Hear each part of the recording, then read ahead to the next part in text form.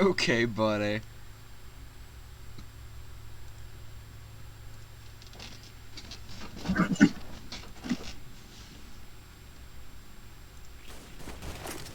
Surrounding the ending of World 4 that seems preposterous to me. And then and there, I decided I needed to watch it. And she'll go home. His name is Bridget and Lashana. And Lashana? I thought I was the only guy who snagged double gold in the baby Olympics. Yes. It was truly fun to both. Sadly, fates were against us. You're not that good of a liar when you're confronted with your own actions, Alejandro. Duncan and Alejandro come up with a plan. Alejandro will start flirting with Courtney in order to knock both her and Heather off their game. After all, Courtney has just been cheated on international TV, and Heather has some unspoken interest in Alejandro. So if nothing else, it will definitely get their attention. The whole ruse works on Courtney, but Heather quickly sees through it. So what does she do? Well, she starts flirting with Duncan, obviously. These writers really seem to enjoy forming. Oh! Anyway, today's episode takes place in Australia. Kevin? I need your help. I'm dead. With what? I'm dead. What do you mean? You need my help with something. Wait a second. I'm dead.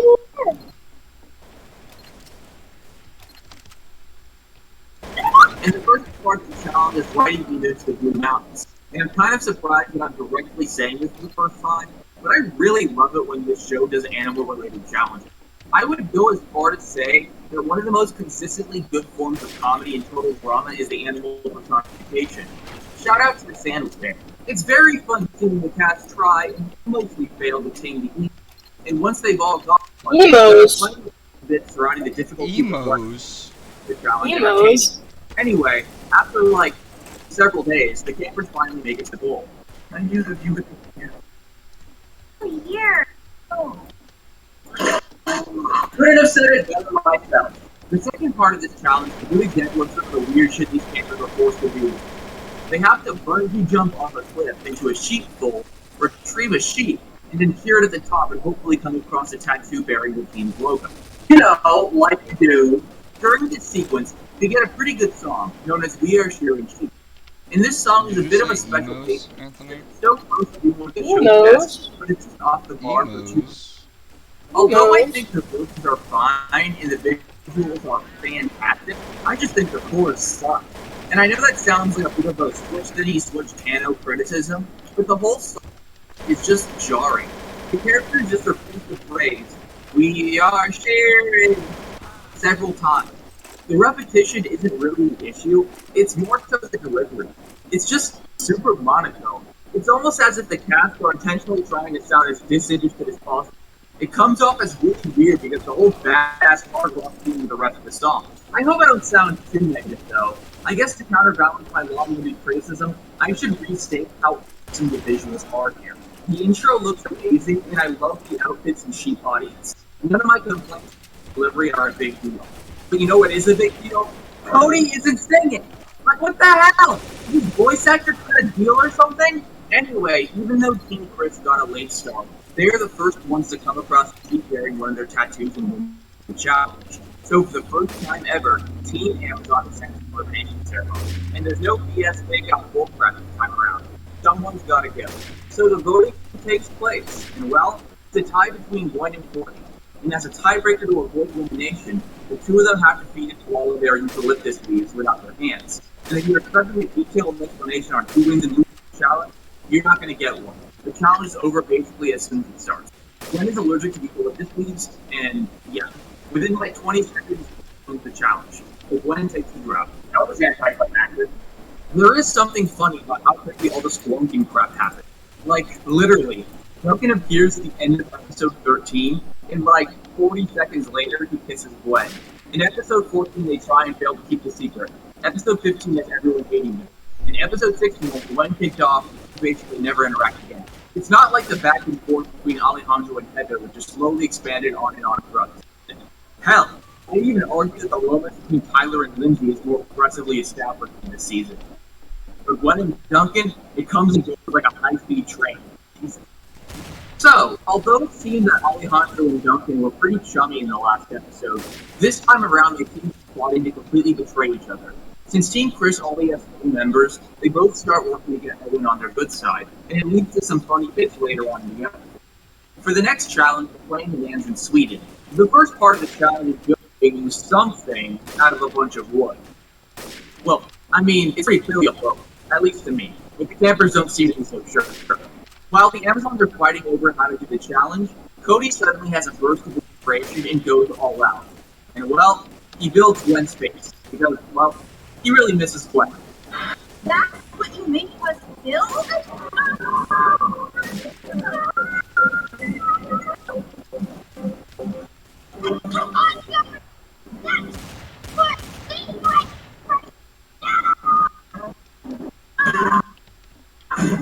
Get down here and stop!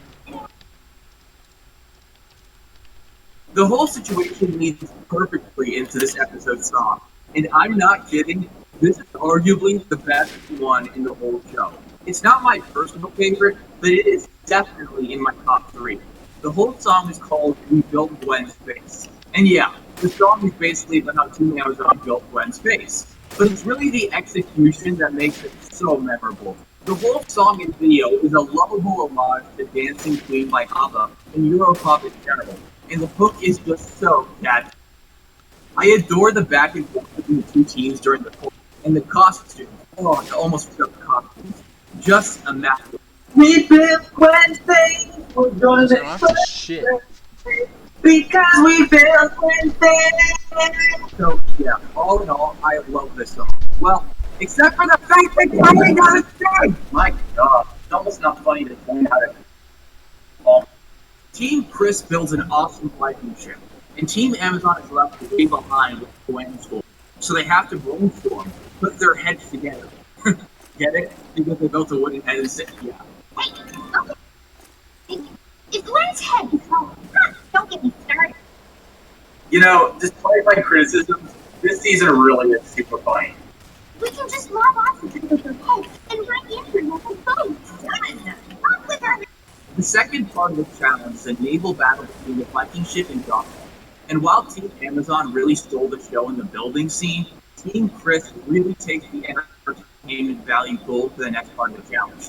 The whole shtick of Duncan and Alejandro trying their best to make Owen like them is genuinely super funny and makes for some unique dialogue that we don't use again in the show. One specific joke that I feel like I should give direct accolades to is that Owen makes a rule on the ship that everyone has to talk like Vikings, but once he enacts the rule, he starts talking like a pirate. And out of fear of making him unhappy, Alejandro and Duncan just go along with it. And it's immaculate. All of this praise I'm giving to Team Chris isn't to say that Team Amazon isn't enjoyable here, by the way. Once the battle gets going, they have plenty of moments to shine too.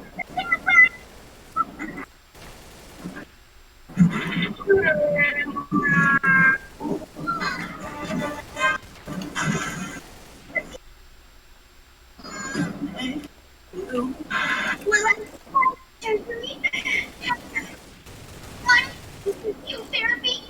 Probably. Worth it? Definitely. I think one of the hardest parts about making this video was having to see Sierra that I really wanted to show, but not being able to at the same time. Because she has so many standout moments.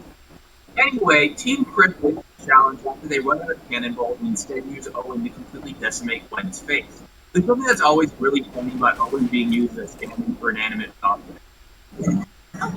What is your problem? Surely I'm not to explain it to you. We're in a competition? Oh, sure. So, being off my teammate while you're totally blanking your strategy now? Indeed it is. When dealing with jealousy, I am not jealous. Arrogant. of course I go to court. I'm literally no one else exists. She was focused on us. You, the blindside. Believe me, the only woman I want to love more is you. You're so... Whatever.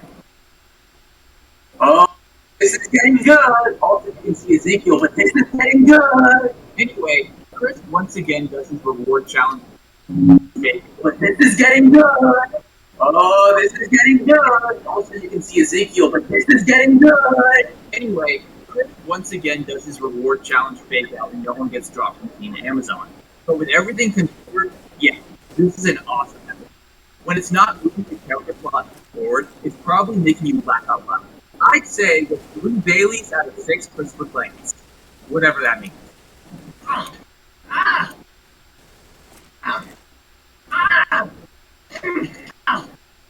Not so hard. Well, How is this not so hard? I think of you. Your hands are like sharp. There's nothing. why? What's making out? I'm liking. What? Episode 8 can take us back to the after. And since our last one, there's been a lot of internal conflict between the hosts. Jeff enters the stage expecting to be accompanied by Bridget, but is instead joined by Blaney, which he is not happy about. Chill out, Jeff. It's not a big deal. All blondes look the same anyway. It's revealed that Blaney apparently escorted Bridget on a far-reaching expedition to Siberia as a reporter. It's all part of her master plan to take over the Aftermath show and save her own job, I think. The details are a bit murky. The show just based it all on contraction. The point is, he has separated Jeff from his girlfriend, and he is not happy with it. This Aftermath, like a lot of the others in World War, doesn't follow the structure that was established in Total Drama Action. Like, eliminated contestants this time around aren't good at all. Sorry, Gwen. Sorry, Noah. Tyler. I guess the writers don't care enough about you to give you a proper reflection. They really see you playing favorites a lot this season. Instead of the typical reflection and drama, the episode has both challenges in it for a few select members of the Pizza Gallery to get a second chance at winning the million. 5 of you rejects are about to put your liking in a bottle, or in this case, peanuts in a can.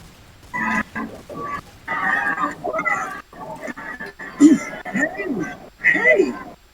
So, Duncan. Wow. Didn't see that coming. The lucky 5 contestants are randomly selected, and before they start the challenge, Jeff sings a little song for Blaney. Well, it's pretty good. It kind of takes on a whole Russian folksy vibe, and it's basically just him lambasting her. Like, he's berating her so hard. He's just blowing up at her. It's like he's roasting her, comprehensively. It's a funny song, even if it's not one of my personal favorites.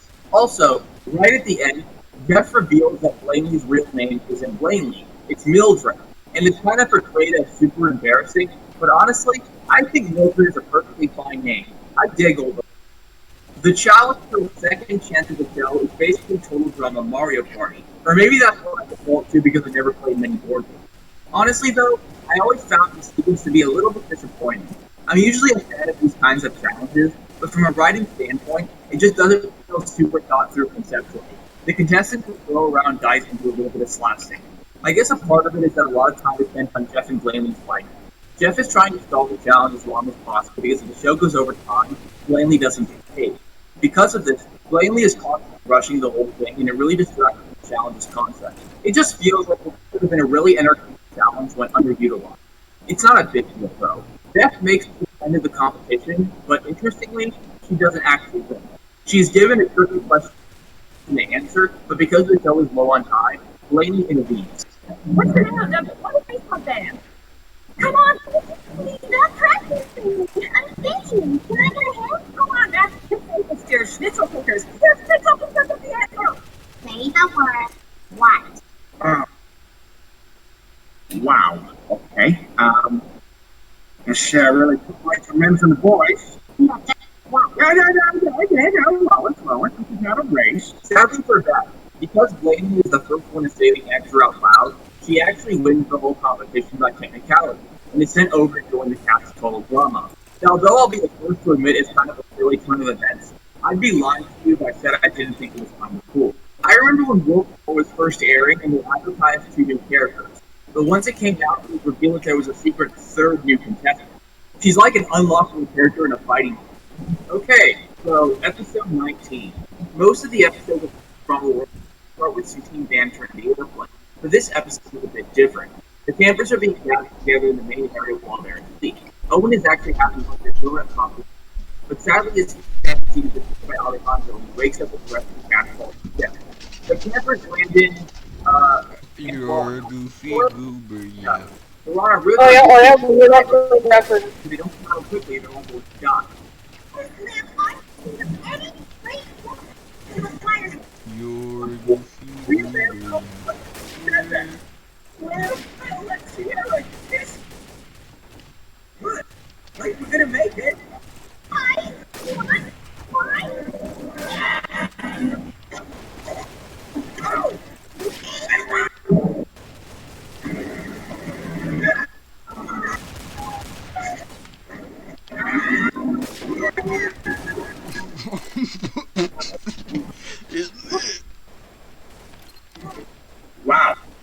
Owen, I think your critical fat person cartoon powers have just met their match.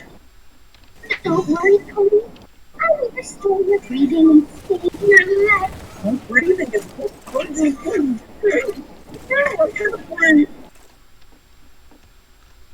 The campers make their way from the main falls area to a local casino for the first part of the challenge. Not like the gambling part of the casino. They're too young for it. It's the performance hall. And tonight, the campers get to see the famous Stacey Andrews O'Halloran. Yay! Plainly singing this episode's song, and, well, it's not particularly enjoyable as a song, but in the show's defense, that's kind of the It's supposed to be unwanted, tacky, and pretty obnoxious to truly capture Blaney as a character. The entire thing exists to establish Blaney's huge ego and contrast it with her increasing relevance to her personality. So what kind of these lame teams am I on anyway? You're on your own. You guys are breaking out. You're no more people. Well, gentlemen, it's been an honor. I trust our growth. And you in some way? I'm surprised it took so long for this to happen. 19 episodes is quite a lot. Because we're in Niagara Falls, Chris centers the whole challenge around wedding ceremony, which means all the girls are randomly assigned the male contestants to be their groom. And well, I might complain about the show's relationship stuff in a lot of these videos, but this time around, I have nothing to complain about. Basically, every single female contestant paired up with the best possible male contestant for them in terms of entertainment value. And it is freaking glorious. We get Heather paired with Alejandro, Blaney paired with Owen, Courtney paired with Duncan, and Sierra paired with Cody. Well, actually, Sierra originally rolled Alejandro, but throws a gigantic tantrum and Heather takes him to his head. Honestly, this episode is like the holy grail for Sierra on this. She's been a bit left out these past few episodes. That quickly lets her. First half of the couple challenge is a blindfolded, not totally unlike the one in season 1. There's no serious need for me to go in depth on how the challenge is though. It's mostly just comedy, and I don't mean that as a bad thing, because it is really, really fun. It is interesting though, seeing the affinity or lack of love between two couples. I found it intriguing how well Heather and Alejandro worked together, and the affinity between Blaney and Owen was actually really sweet. The second half of the film was walking over Niagara Falls on a tightrope and trying to get to custody. I don't really know why they did the second part. I guess because the waterfall is on the border between Canada and the U.S. It is a pretty fun sequence nonetheless, especially with Sierra, as she hatches a plan to try and marry Cody for a week. Doesn't know. I became an ordained minister of the church. I can marry Cody Coder. Oh yeah, I'll just have to come around and like that. And I'll love the Cody you're loving a place. So find you incredible. Sure, but you know this wedding thing is just for the pay, right? Is there any other way you like to phrase that?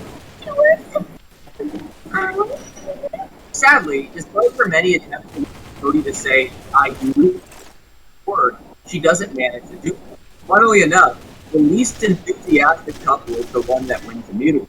Duncan and Courtney are the first ones to reach customs and answer all the questions correctly. Good morning. Anything to declare?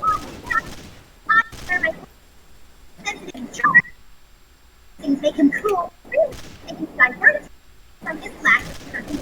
And I declare license here to be a stuff-up windbag. I also declare you the mouthwash. Oh, really? I want to stay married to your sunshiny self forever. I can't believe that all the drama writers will throw like that away. After the whole challenge, find Sierra with the also lamenting her Hey, failure. Anthony, don't you have Saosaurus? Waiting outside. I do, but I don't want to play it. Oh, sorry. I mean, you can play rap. I do. You do? I'm just trying to poop out another Saosaurus kill compilation on YouTube, to be honest. Are you actually? Yeah. Bruh. Okay, so it's looking like that. Is that legal? Does that actually work? Any Canadian marriage lawyers here? I don't really know where else to put this in the video, so I thought I might as well talk about it here. A common rumor you'll come across in the community is that Sierra was based off of real life fans of the show. And after doing my share of research, I've come to the conclusion that well, can't be totally verified, but it probably is true, at least in my opinion. The basic gist of the fact that Cody was and still is a surprisingly popular character. Back in 2009, there was a lot of true dedicated fans, well, time on the show being short. A lot of these fans were also madly in love with the character, and the phenomenon was welcomed for fresh TV shows. Or so it goes. I should reiterate that this is just what makes me personally believe it is an old blog from the team where they explain the origins of the character Kelsey on action.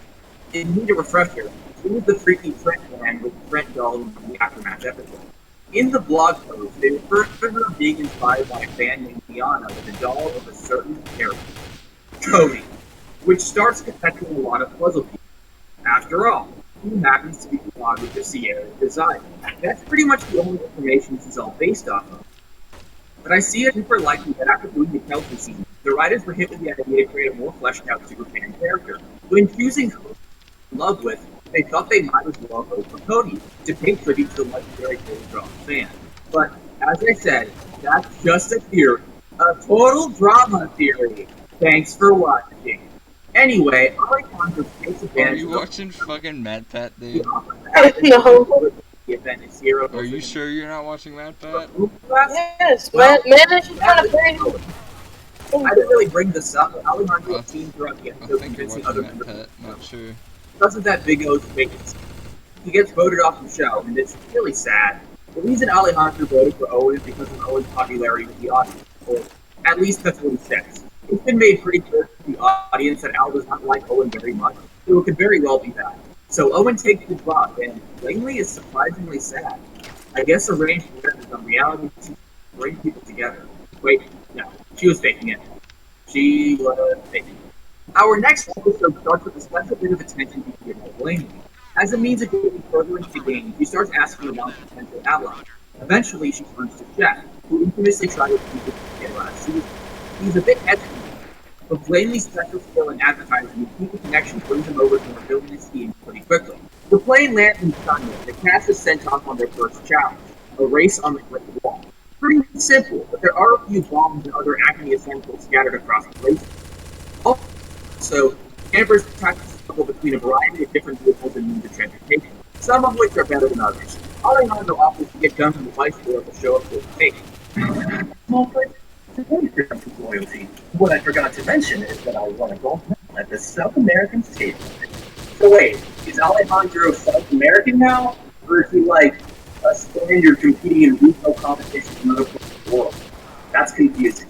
Ever since Sierra and Cody's official unofficial wedding in the last episode, Cody's been trying to find a way to tell them to turn that way in the best way possible. But it turns out that dumping someone like Sierra is harder than it seems. He tries to do it during the race, but while he's doing it, his donkey kicks her off the wall and she falls into some random Chinese town. Chinese lady, who I think might be one of like 5 or 6 local residents who actually appear in the show, here's her story about her love team, which apparently is supposed to be in love with her. You can see her drinking a lot throughout the rest of the episode. The first 6 contestants to make it to the finish line advance on to the next challenge. Special one, the quote-unquote authentic Chinese food, and basically this team goes out eating show. So honestly, it's pretty tame. There's way less art than there was in the brunch we discussed in the simplicity challenges. The food is still pretty gross looking, but it isn't as viscerally awesome either. The challenge also comes, well, kind of. It's not really a continuous interactive the way most are. It's basically a musical motif that's first introduced to each meal.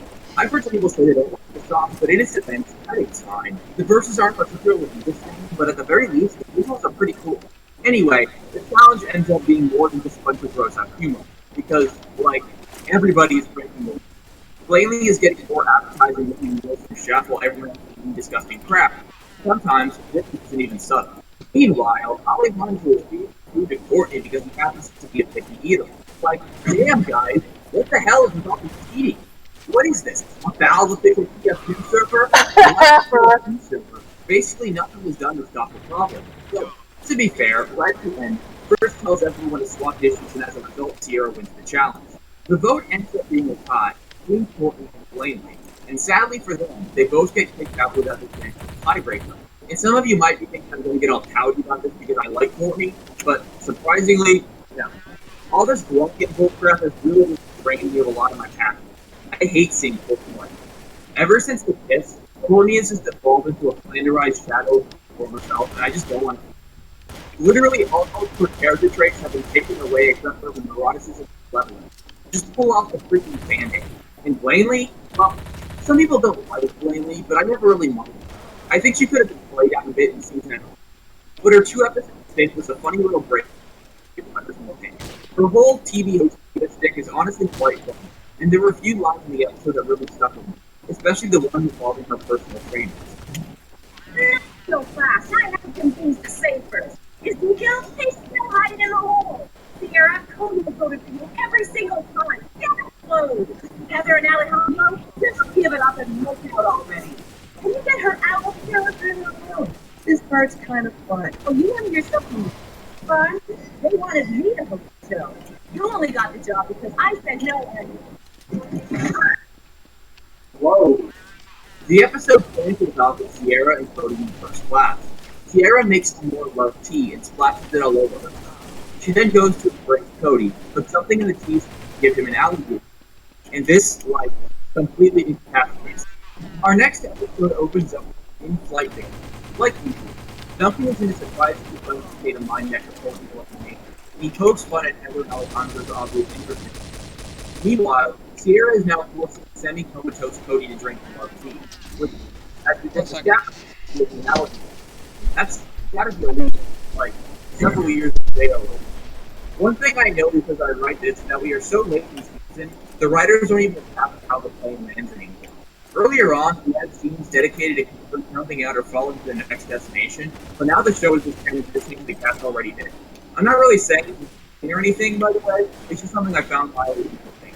Our 17th World War destination, Serengeti, Tanzania.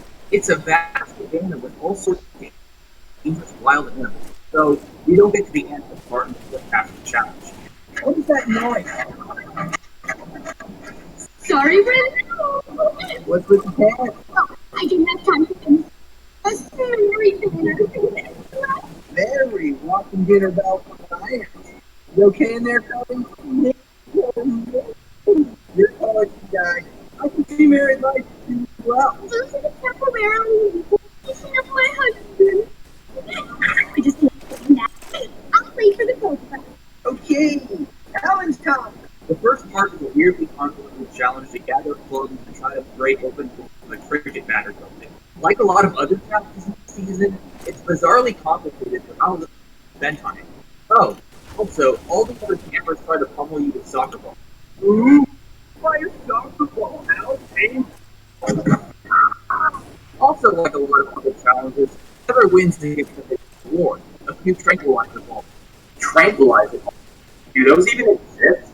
Well, regardless of their existence, they likely are going to be very useful in the second part of the challenge, a genuine act of sparring. And the prey? Well, it's Ezekiel. His skin tinted green and his hair all gone save for a few strands. He also seems to have lost his ability to speak and act like a human. What the hell, dude? I'll probably talk about this whole Ezekiel thing in depth later in the video, because it only gets weirder from here, but something about how casual everybody is about this random who has completely lost his mind is genuinely unsettling. Chris revealed to everyone this beast who used to be a real person they know, and they're all like, oh, that's a little weird. But that's it. Like, where are this guy's parents? Why does no one give a crap about what happened here? I know he said he mean stuff about women and picked his nose, but like, you know, he's a human being. What the hell? Putting that aside, the challenge is still really good.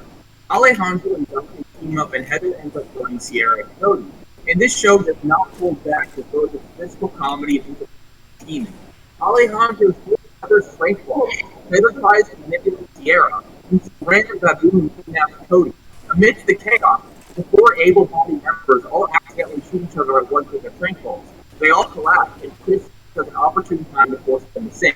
Well, he has to wait like half an hour for them to start waking up. To be fair, I'm going to say the song here, Wake Up, is pretty good. The lyrics are fine, but what really makes this song shine is the influence of South African music and instrumentals.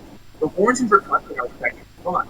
It's like something right out of Paul Simon's Graceland, which, to be honest, is what they probably took most of their inspiration from. For some reason, after the song, the campers kind of mix alliances a bit. Heather and Alejandro against Duncan tries and fails to team up with Sierra. He isn't fit to focus on Cody to want to work with anyone else. She goes up to find Cody and finds him getting his foot massaged by the same monkey who killed him. She challenges the monkey. The monkey summons his other friend, so they do battle. Of course, Sierra, with the true power of love and groupieism, overcomes the monkeys and takes the prize.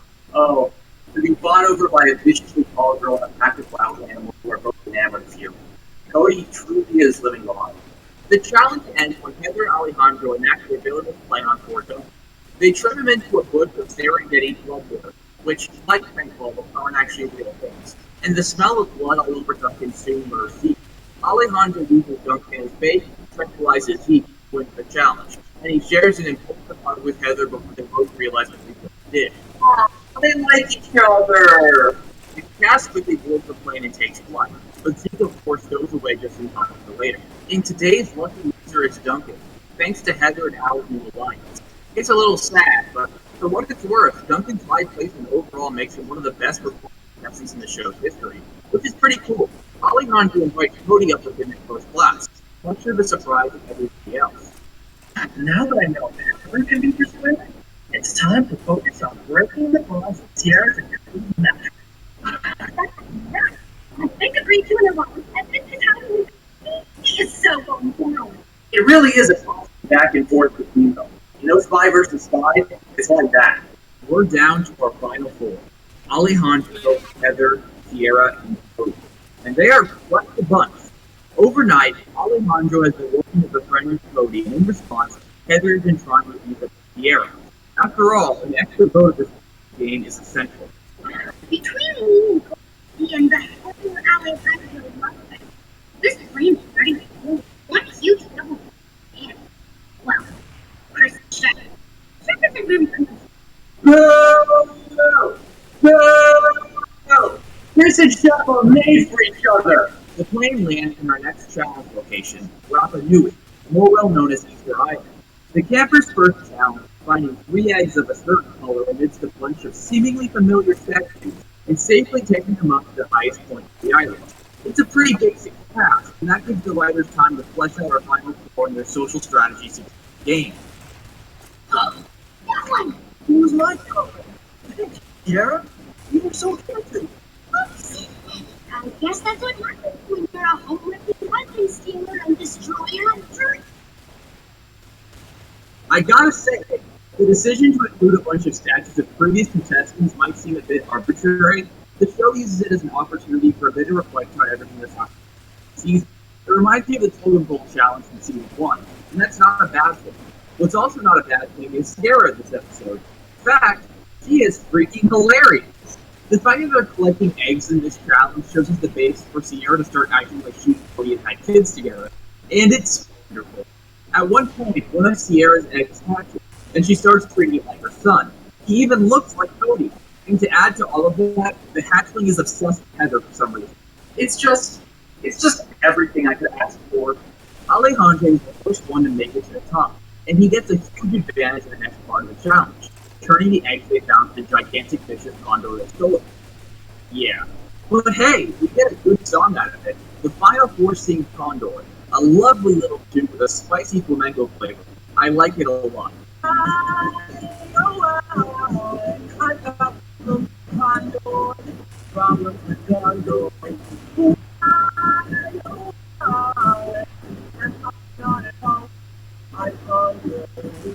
Holy shit!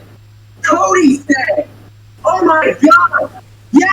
We finally have it! He's dead! I'm so proud of him! He's dead! Let's do it! We gotta get over Cody! Oh my god! Yes!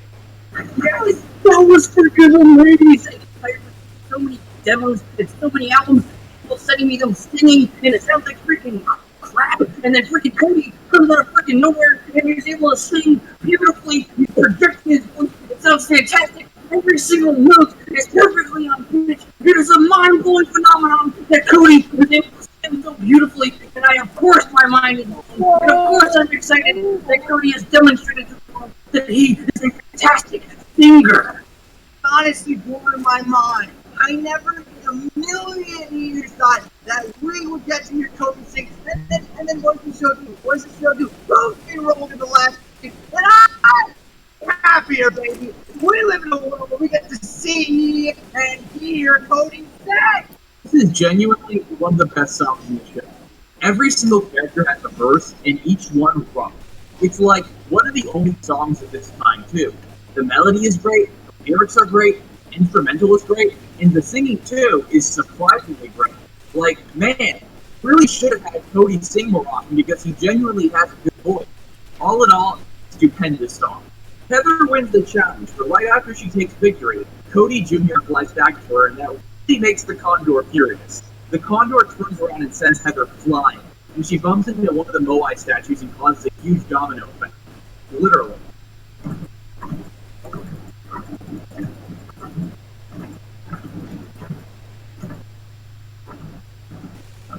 The voting takes place, and 3 out of the 4 members vote Sierra, but right after Cody cheers for her departure, Chris reveals it was a fake out and no one is getting voted off.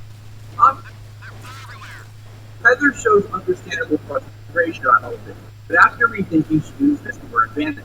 She takes Alejandro into first class in order to give Sierra and Cody some alone time, but she is not doing it to be with Alejandro. Interesting choice. Just to be clear, you will be together in economy, not employing first class. That's okay. So am I. Do not have any ideas. This is strictly strategic. Episode 23 starts off a little different than usual. We see a point of view shot of Alejandro sneaking around Chris's quarters. He makes his way to Chris's laptop, logs in, and security footage. He clicks on Sierra, and effortlessly drags Heather over to make it look like she's cuddling with Cody. You know, because that's definitely how Photoshop works. He presses the print button on the piece because that apparently exists, and prints out the picture, presumably to turn Sierra against Heather. Right after this little scene, that's the typical pre-challenge playing banter most episodes start on. Of course I'll marry you. And Sierra? Oh, she had quite a bad roller skating. And don't worry about that. What are you doing? You were having a terrible nightmare. Cody is woken up by Sierra and displays genuine. He voted for her last episode and is expecting her to lash out against him in some way. However, Sierra seems to be in a genuinely great mood. She says that she's planning a big surprise for him because it's the best day of the year. If you were expecting Alejandro to save his Photoshop masterpiece later, you'd be incorrect. Right after the scene between Sierra and Cody, he reveals it, completely shifting her attention for the episode. Because she's pissed. Alejandro encourages her to keep silent though, and wait for the right time to directly retaliate against Heather. But upon thinking about it, I think he only really says that because Sierra really was just deluding everyone to believe that Heather would really leave me in first class and snuggle with Cody over time. Sierra manages to keep herself from bringing the topic up with Heather head on, but isn't able to stop herself from unleashing her fiery rage. The plane lands in Drumheller, Alberta, which, like Newfoundland Land, I only really know exists because of this TV show. The Final Four is supposed to challenge to create their own dinosaur out of whatever fossils and bones they encounter nearby. It makes for a fun bit, but the writers can actually spend much time on the challenge. It's never really covered how the bones are found. Most of it is just dedicated to the interplayer drama. Sierra's pure hysteria is engrossing. I wish I could just show all the lines she says here, but this video is already long enough. So instead I'll remind you that these videos shouldn't be seen as a replacement for source material, and there are dozens of hilarious jokes that I don't actually cover. So you should totally see the show for yourself in the cabin. After a while, the team finish their dinosaurs and exhibit them. Alejandro recreates a perfect Alice, which impresses pretty much everyone. Wow, Alejandro, and I can rebuild our dinosaur skeletons from memory. I'm so cool. Shut up, nerd. Heather creates a gigantic Chris McLean dino, which is a reasonable play given how often something tends to yield the result of each challenge. Cody creates the Codyon, which is just a bunch of copper-like parts thrown together. So not only does it look more like a dog than a dinosaur, it's also literally made of shit. The last dinosaur, in my personal favorite, is Sierra's. A broken-hearted story. A tribute to all those who have been betrayed by those they love. So wearing a party bag. It's your birthday. My birthday? My birthday! Oh my god! Never ever forget your birthday. Heather, it was his birthday. Remember his birthday? Squirt was lucky I remember his name. Honestly though, this has me a little bit confused. There's a line in the first episode of the season where Sierra mentions Cody's birthday being the 1st of April. So that would mean this episode takes place on a date. But that leaves me wondering, don't these kids have, like, school or something. We don't know their ages at this point, but we do know that they were all 16 in Total Drama Island. Total Drama Island is said to have taken place over 8 weeks in the summer. Total Drama actually takes place right after over 6 weeks. But it's not said how much time passed between Act 2 and 4. The Celebrity Manhunt special seems to imply that it's been at least 1. We don't get any definite number. For the sake of argument, if Island started in June 2008, then it likely ended in August of the same year. Then, action would have taken place until around September or October, depending on how far into August it started. Since episode 24 is confirmed to take place on April 1st, I think it can be reasonably that the season started in February. But which February? It all really depends on how long of a break took place between Act 2 and World 4, but we don't really know. If it was February of 2009, that would mean all this stuff that happened between seasons 2 and 3 took place in like 4 months, which seems a bit absurd. So maybe it's been 16 months since Action. Cody's now turning 18? Maybe. I don't know. None of this is really a big deal, but honestly I remember trying to work it out in my head as a kid, so I felt like I should bring it up here. I guess the only thing we can know for sure is that I'm a loser, because I'm the one analyzing the temporal consistency of a children's cartoon. Cody Hey, displayed bro, a you genuine feel pride right. with Sierra remembering his birthday, and it's really sweet seeing him like that. Anyway, to judge the dinosaur, Chris hooks up all the campers to a lie detector to ask them what they honestly believe is the best dinosaur of the bunch. And if you thought the lie detector scene in Total Drama Actions episode 18 was good, you're going to love this.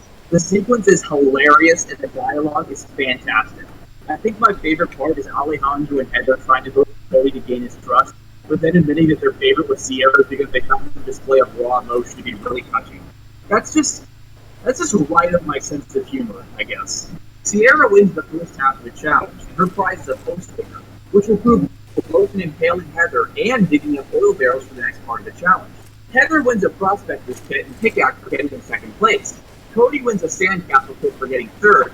Alejandro gets nothing, even though he tied with Cody. I don't really know why. Cody tries to approach Sierra about all her weird hostility and comes across the pictures she got from Alejandro. He displays confusion, but eventually finds a way to explain to Sierra what might have happened. Wait, this is just me and Heather alone in loser class. Okay. I told myself I wouldn't get that. No, Sierra, don't cry. That proves it's a... When do you ever leave me by myself? I let you go to the bathroom all the time. The fact that Sierra was not present in this photo convinces her that the photo was fake, and the two make amends. Right after, Sierra finds the barrel, and she and Cody split up, agreeing to vote against Alejandro and well,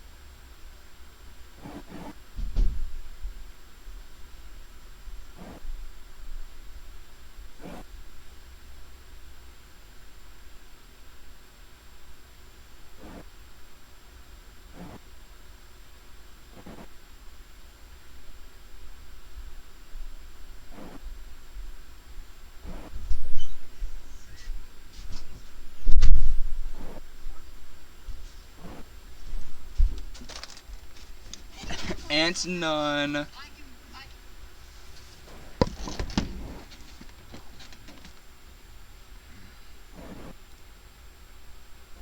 Aunt Nun. You're a goober.